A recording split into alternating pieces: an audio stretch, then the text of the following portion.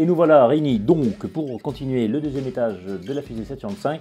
Alors la prochaine étape, vous voyez que j'ai avancé, j'ai assemblé les moteurs J2, j'ai mis sur le côté voilà, tout ce qu'il faut, j'ai ébarbé, j'ai fait un travail de finition assez important puisqu'il y avait des pièces que vous voyez sur la photo qui n'étaient pas du tout bien moulées. Bon, ça peut arriver, hein, c'est normal, hein, voilà.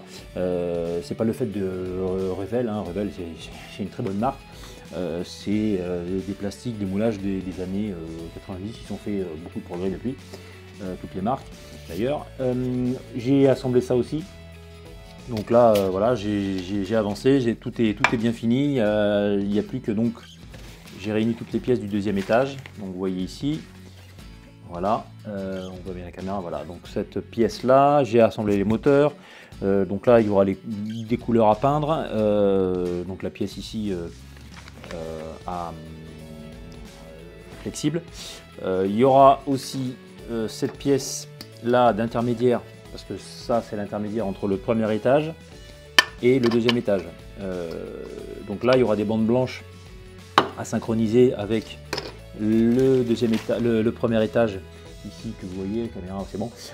Ici là il y a les bandes blanches du premier étage qu'il faudra dans le prolongement des bandes blanches de celle-là. Autant que ce soit bien fait.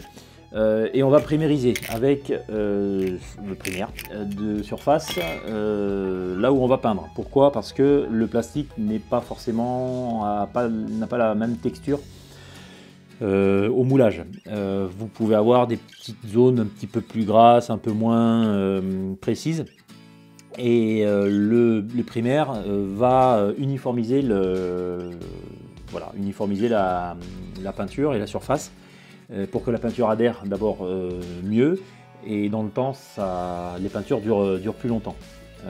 Voilà. En plus, comme c'est une maquette qui va être un petit peu manipulée, donc c'est pour ça que je primérise. Et ça renforce les couleurs et ça garde les couleurs pendant longtemps.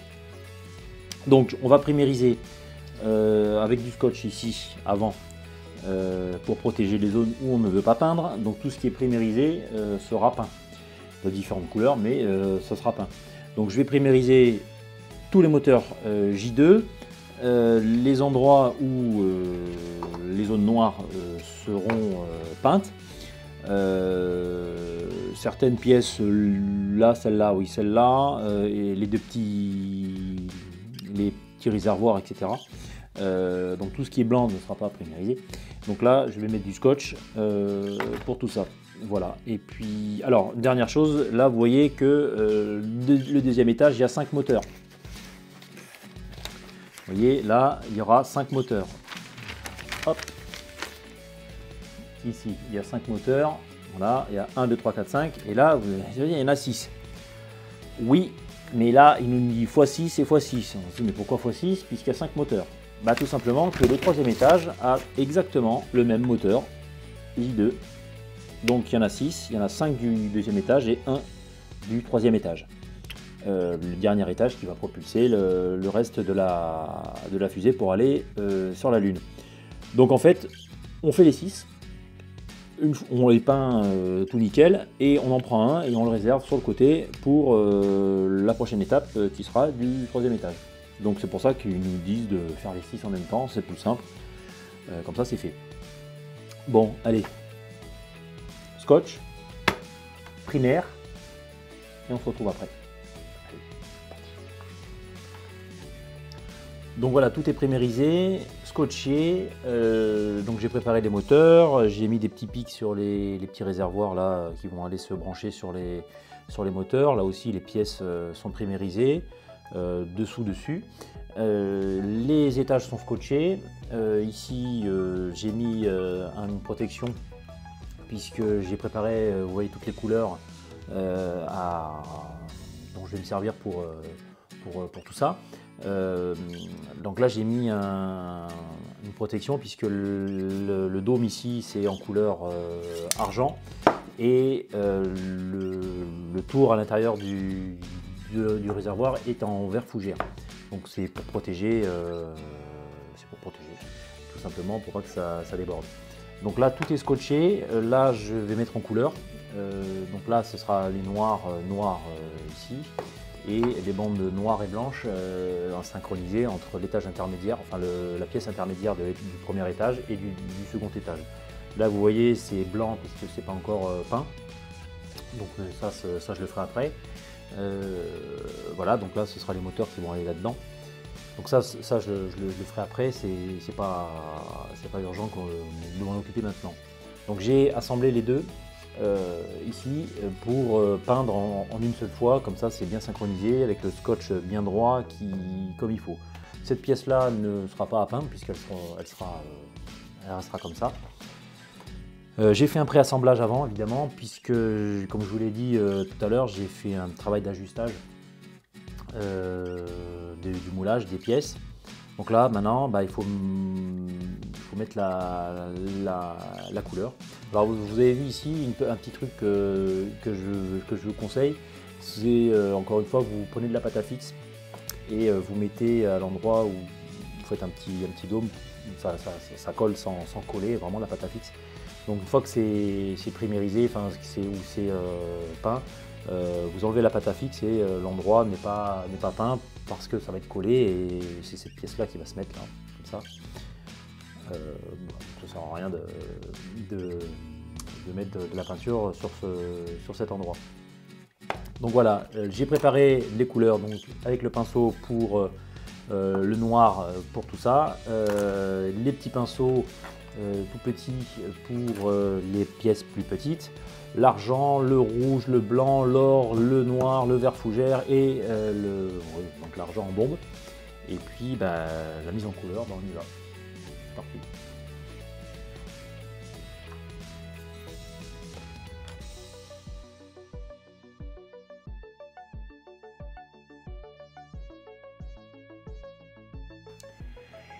Et voilà, tout est mis en couleur et en peinture, les petits réservoirs, les moteurs F2, là les petites pièces qui vont être rajoutées sur les éléments fixes.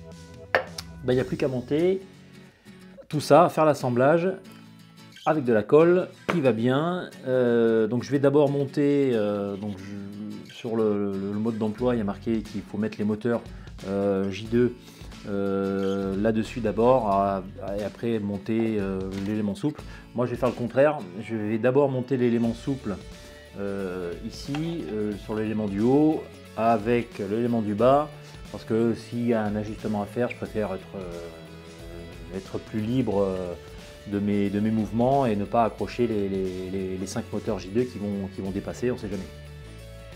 Voilà, donc tout est mis en peinture, vous voyez, les petites tuyauteries qui vont bien, voilà. Donc il n'y a plus qu'à mettre tout ça en assemblage, coller tout ça et on se retrouve après, une fois que c'est tout assemblé, pour vous présenter le deuxième étage.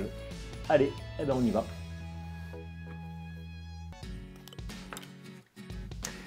Et voilà, maintenant que nous avons terminé le deuxième étage, le voici, le fameux deuxième étage, avec les 5 moteurs J2 et avec les pièces intermédiaires. Donc là, ce ne sera pas à coller, hein, il faudra faire sans collage, c'est pour ça qu'il faut ajuster bien ajuster les pièces. Donc cette partie conique va se mettre ici, par-dessus, il y a des petits ergots à respecter. Des petits marquages à faire. Ça va être le troisième étage ici que je suis en train de préparer et que vous allez voir tout de suite après. Donc il y aura un moteur J2, c'est-à-dire que vous vous souvenez, on a fait les 6 moteurs, on a fait 6 moteurs et on en a réservé un pour le troisième étage. Donc il y aura un moteur exactement le même pour le moteur J2 du troisième étage. Donc le deuxième cône est ici, la deuxième partie amovible et la première partie entre le premier étage et le deuxième étage. Qu'il faudra synchroniser également. Donc il y a le petit ergot ici que je mets avec les bandes blanches et noires qui sont bien en face, voilà, et ces intermédiaires là servent à protéger les moteurs. Et à l'intérieur, pour l'anecdote, il y a tous les calculateurs, les gyroscopes, les ordinateurs qui sont collés à l'intérieur, et pareil ici, sinon la fusée elle se perd. Le premier étage que vous connaissez dans la vidéo précédente et le deuxième étage. Donc vous voyez que c'est de plus en plus petit et vous verrez le troisième étage qui sera un peu plus petit, bien évidemment, qui sera du diamètre du cône. Donc je vais mettre tout ça je vais assembler tout ça et vous allez voir que la fusée commence à être assez balèze. Voilà, et normalement ça sort du cadre. Et je vais mesurer et il y a 78 cm. Donc la fusée fera 1,14 m de haut, elle est au 1,96e, je le rappelle. Donc faites le calcul, 1,14 m multiplié par 96 et vous allez avoir la vraie dimension de la fusée. C'est assez gros. Donc voilà, deuxième étage fini. On se retrouve pour la troisième vidéo pour faire le troisième étage. N'hésitez pas à me poser des questions, à partager cette vidéo, à me mettre un petit pouce bleu. Je répondrai aux commentaires, il n'y a pas de problème, avec plaisir. Et tout de suite pour le troisième étage. Allez hop, c'est parti. Allez, ciao.